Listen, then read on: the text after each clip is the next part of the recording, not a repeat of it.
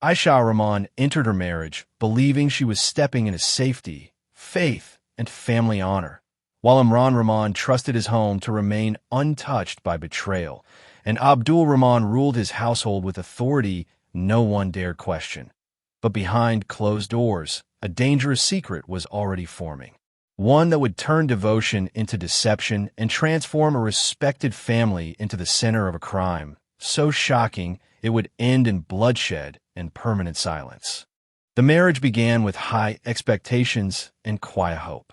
The young woman entered her husband's home believing she was starting a new chapter built on faith, stability, and respect. The wedding had followed all traditions, and the community praised the union as honorable and well-matched. Family elders spoke of patience and obedience, reminding her that a good wife adapts quickly. She listened carefully, determined to do everything right. Life inside the house was calm, but emotionally distant. Her husband left early each morning and returned late at night, exhausted from work. Their time together was limited, and most days passed with only brief interactions. He was not cruel or unkind, but he was absent in ways that mattered. Slowly, the warmth she expected from married life never fully arrived. Silence became a regular part of her routine. The house itself felt heavy with rules. Every action followed an unspoken order. Meals were prepared at fixed times, prayers observed strictly, and conversations kept short. She learned quickly that mistakes were noticed, even if nothing was said aloud. The pressure to appear perfect never faded. She smiled when required and lowered her gaze when expected. Loneliness grew quietly. With no friends nearby and no familiar faces from her past, her world shrank to the walls of the house. She spent long hours alone, cleaning, reflecting, and trying to silence thoughts she did not understand. The role she had stepped into demanded sacrifice, but no one had prepared her for how empty it could feel. At night, she often lay awake listening to the stillness around her. The house slept, but her mind did not. She wondered if this sense of isolation was normal or if something was missing that she could not yet name. What she did not know was that this emptiness would soon make her vulnerable to choices that would change everything forever. The father-in-law was the most powerful presence in the house. His word carried weight, and his approval shaped how everyone behaved. Years of discipline had made him respected not only within the family, but also throughout the neighborhood. People trusted his judgment and praised his strong values. Inside the home, his authority was absolute, and no one openly challenged it. From the beginning, he observed the young woman closely. He corrected her when she made small mistakes and guided her through household customs. At first, his involvement seemed normal, even helpful. He often reminded her of responsibility and patience, presenting himself as a guardian of tradition. She accepted his guidance without hesitation, believing it was her duty to listen. Over time, his attention increased. He began noticing details others ignored, such as her mood and habits. He offered advice beyond household matters, focusing on her emotional state. His concern felt personal rather than formal. She did not question it at first, assuming this was how elders supported younger family members. The husband's frequent absence left long stretches of the day where only the two of them shared the space. The house felt quieter during those hours. The father-in-law filled that silence with his presence. His control over the household gave him confidence, and his familiarity with her daily routine created an unusual closeness. The young woman felt conflicted. Part of her appreciated the attention, especially after weeks of isolation. Another part sensed discomfort she could not explain. She tried to maintain distance, but the lines between guidance and personal interest slowly weakened. The authority that once felt protective began to feel invasive. Still, she remained silent. Questioning him felt impossible. Respect and fear blended together, leaving her unsure of how to respond. What she believed was harmless supervision was quietly transforming into something far more dangerous. As weeks passed, the atmosphere inside the house began to shift in subtle ways. Ordinary routines no longer felt ordinary. Small moments that once seemed meaningless started to carry weight. A shared space felt smaller, and time seemed slower when only two people were present. The young woman became increasingly aware of every movement, every pause, and every silence. The father-in-law's behavior changed gradually. His guidance no longer focused only on duties or discipline. His attention lingered, and his presence felt deliberate. He positioned himself in shared areas of the house more often, creating situations where avoidance became difficult. The familiarity he had once maintained with distance now felt closer and harder to escape. The young woman struggled internally. She recognized that something was wrong, yet she could not clearly define it. Her faith and upbringing had taught her strict boundaries, and those lessons echoed in her mind. Guilt surfaced before anything had even fully happened. She felt trapped between obedience and instinct, unsure which feeling to trust. She attempted to create space by changing her routine, spending more time alone in different parts of the house. But the structure of the household made privacy rare. The more she withdrew, the more noticeable the tension became. Silence filled the gaps where words should have been, making everything feel heavier. Confusion turned into fear. She worried not only about herself, but about the consequences if anyone noticed a shift in behavior. Reputation and honor were fragile in such a setting, and even suspicion could destroy lives. The thought of being blamed or misunderstood haunted her. Despite her efforts, emotional boundaries continued to erode. The attention she once resisted now influenced her thoughts. Loneliness weakened her judgment, and isolation made her vulnerable. What frightened her most was not the change around her, but the change within herself. The secret settled into her life quietly, almost naturally, as if it had always been waiting beneath the surface. Nothing dramatic announced its arrival. There were no sudden changes that could be easily noticed. Instead, it grew through routine and repetition, hidden within ordinary days. The house continued its daily rhythm, unaware of the truth unfolding inside it. The young woman became skilled at masking her emotions. Her expressions remained controlled, her movements careful. She learned when to speak and when to stay silent. Every action was measured, every reaction calculated. Fear sharpened her awareness, forcing her to live with constant alertness. A single mistake could expose everything. The secrecy created its own pressure. What was hidden demanded protection, and protection demanded distance from others. She withdrew further from the household, keeping interactions brief and formal. This withdrawal was mistaken for modesty and discipline, allowing the secret to remain buried. No one questioned her silence. Internally, her mind never rested. Guilt followed her through every prayer and every quiet moment. She felt divided between who she appeared to be and who she was becoming. The contradiction exhausted her. The more she tried to suppress her thoughts, the stronger they returned. Fear and desire became tangled, making it impossible to separate right from wrong. The father-in-law, confident in his control over the household, became bolder in his presence. The imbalance of power made the situation more dangerous. What could not be acknowledged openly continued to exist in hidden glances and unspoken understanding. The secrecy itself began to feel like a bond. Time passed, and the secret grew heavier. The young woman sensed that it could not remain hidden forever. Every unexpected sound made her heart race. Every change in routine felt threatening.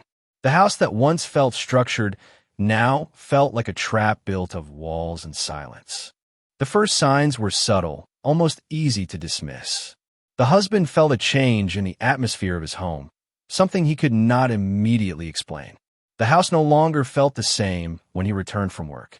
The silence seemed heavier, and the air carried a tension that had not existed before.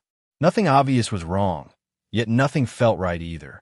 He began noticing small details. His wife appeared distracted, often lost in thought.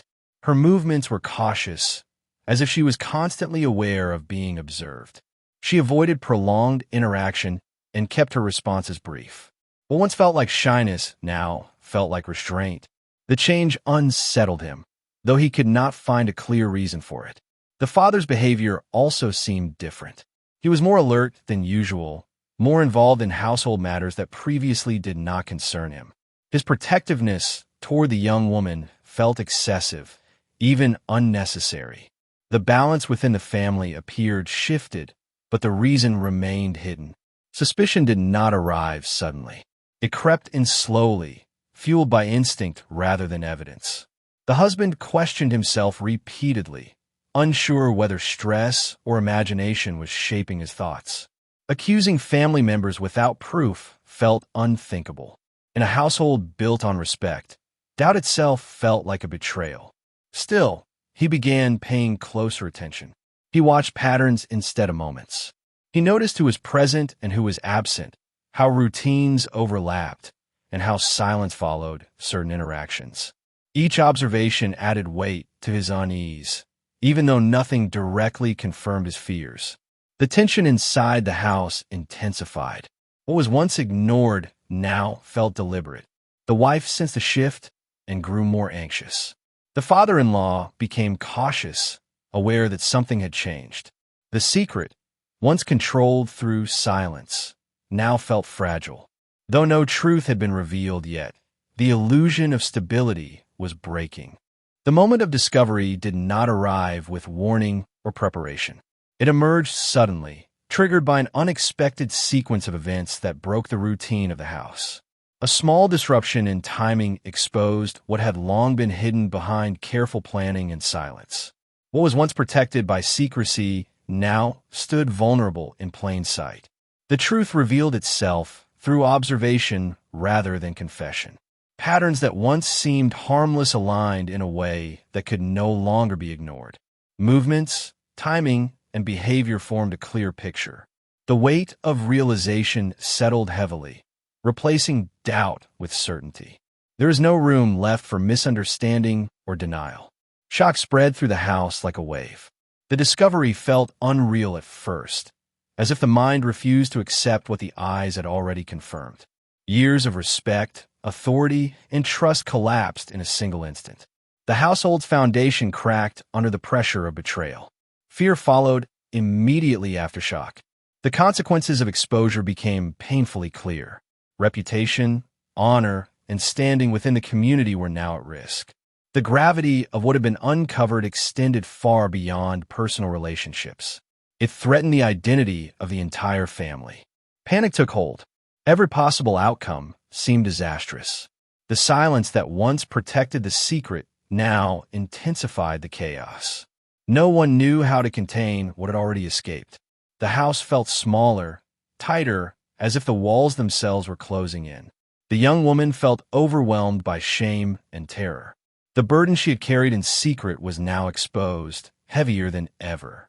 The father-in-law, once unshakable in authority, faced a loss of control he had never imagined.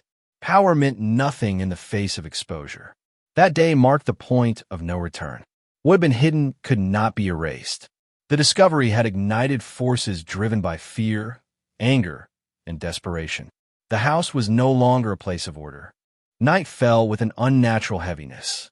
The house, once controlled by routine and order, felt unstable and charged with emotion. No one slept.